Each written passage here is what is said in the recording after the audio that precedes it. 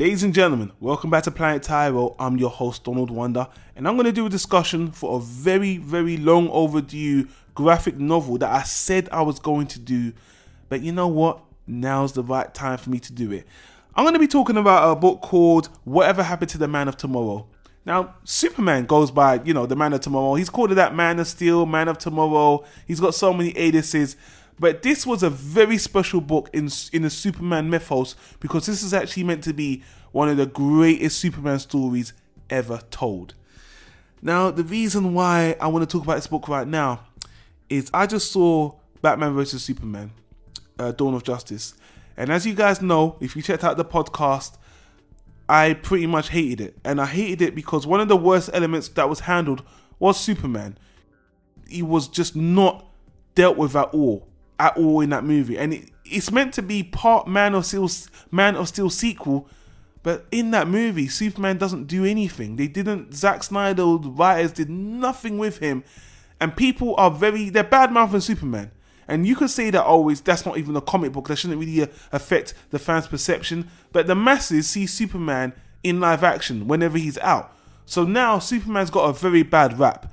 And as I said on another podcast, Superman has historically been a character that has been perceived by most to be very square, just an overpowered god, just someone who doesn't have a lot of dimensions. And even I felt that way. Growing up with Superman, I didn't think he was all that. I thought he was a boring, overpowered character. But as I got older and as I watched the Justice League and the Superman cartoon, Superman was a character that had a lot of responsibility, a lot of problems, a lot of issues, a lot of confidence issues, he was a very three-dimensional character, and they've written a lot of great stories about him. Like I said, last year I reviewed a book called Secret Identity, which is an elsewhere Superman story, which was excellent.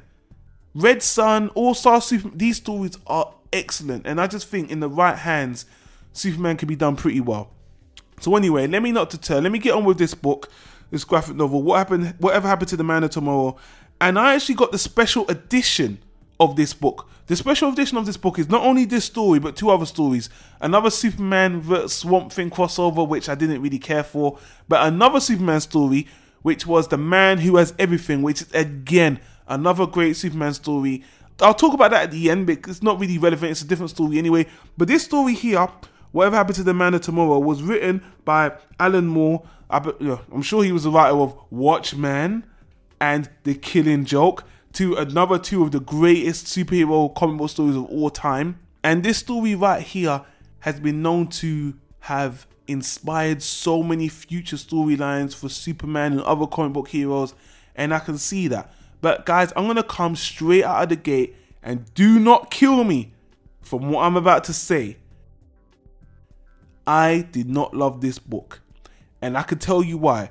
This book is a little bit of a product of its time, and it's kind of a love letter to the people who followed Superman through that age, the Silver Age, all through the 70s, 60s, 50s. This was the Superman that they knew, not the Superman I grew up with.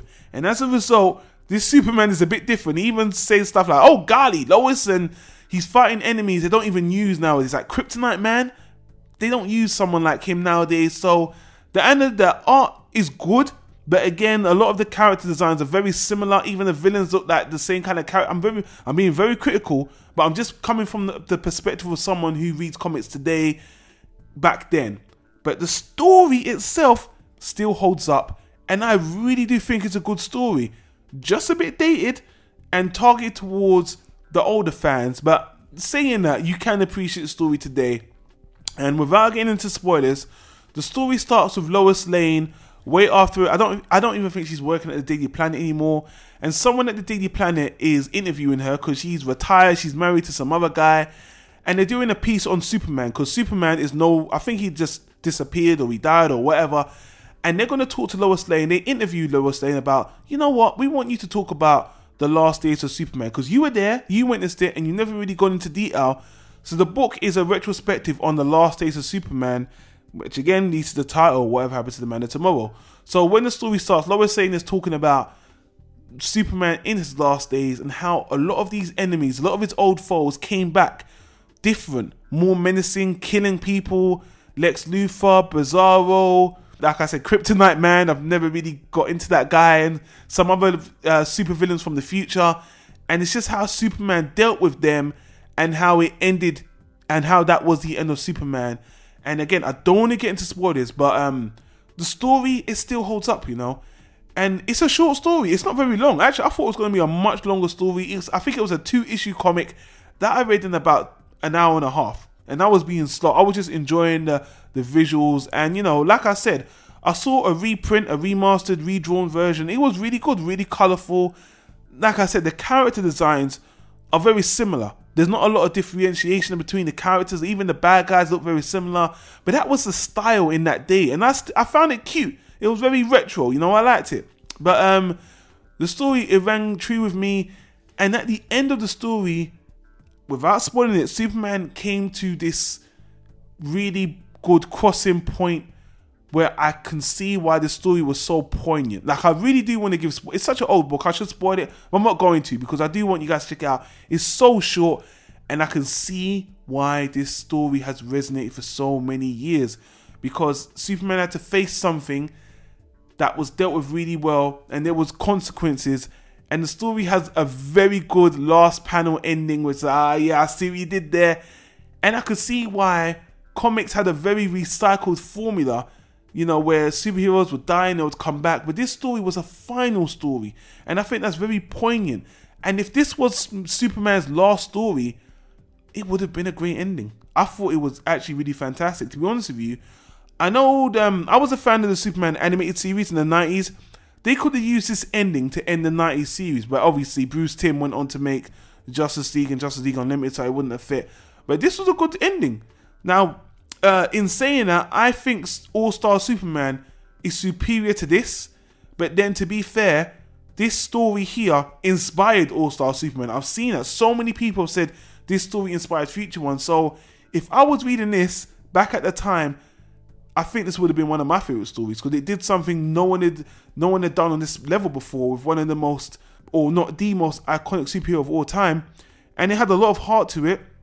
But, you know, coming away from it, I did have those quibbles that, yeah, it's a little bit outdated. The art is kind of outdated. And I didn't know that Kryptonite Man is a bit of a hacks character. I mean, no wonder they haven't really brought him back. He's just a bit of a silly character. But the story still holds up. It still resonates. And I can see why this is held in such high regard.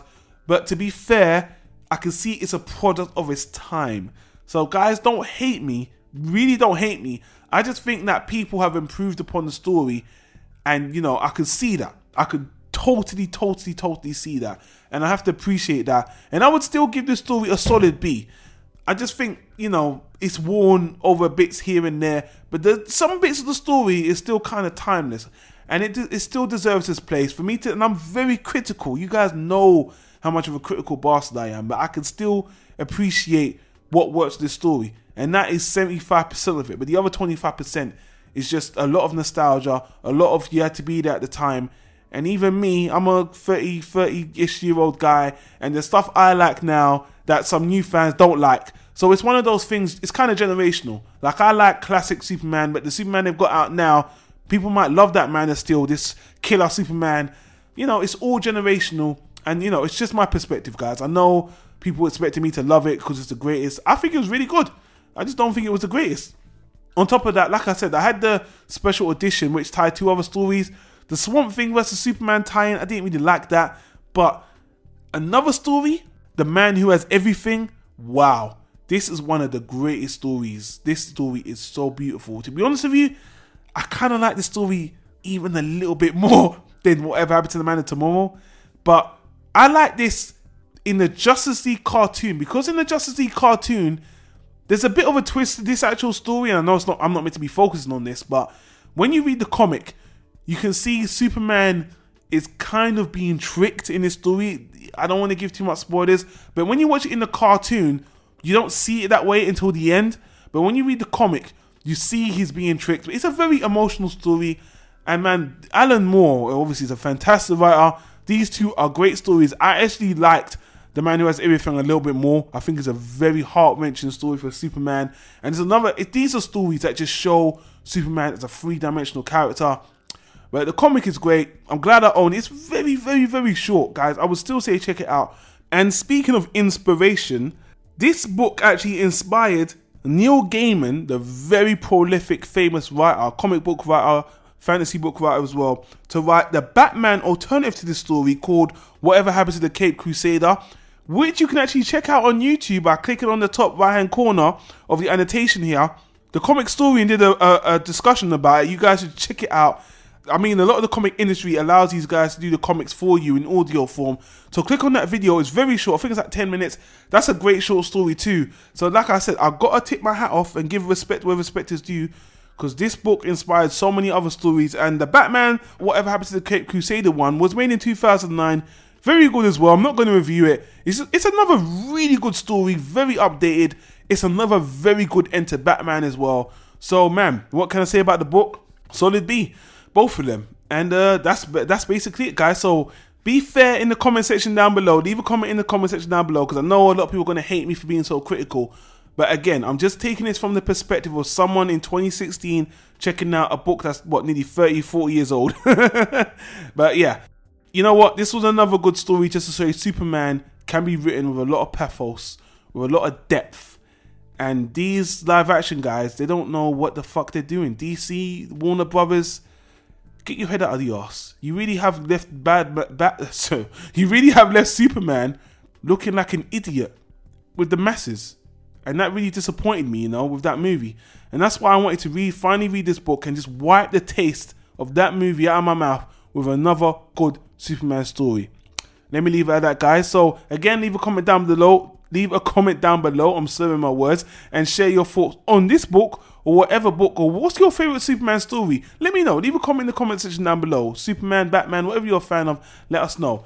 And as you can see on the right, for all the other annotations we do, if you like the other videos of the other comics and manga stuff we do, check the annotation on the right. We've got a manga comic book playlist. We've got animation, TV shows, movies playlist. And we'd love for you to hit that subscribe button and become a follower of Planet Tyro.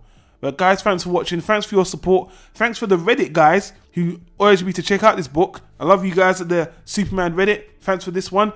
And I'll see you on the next one, guys. Take care. Peace out.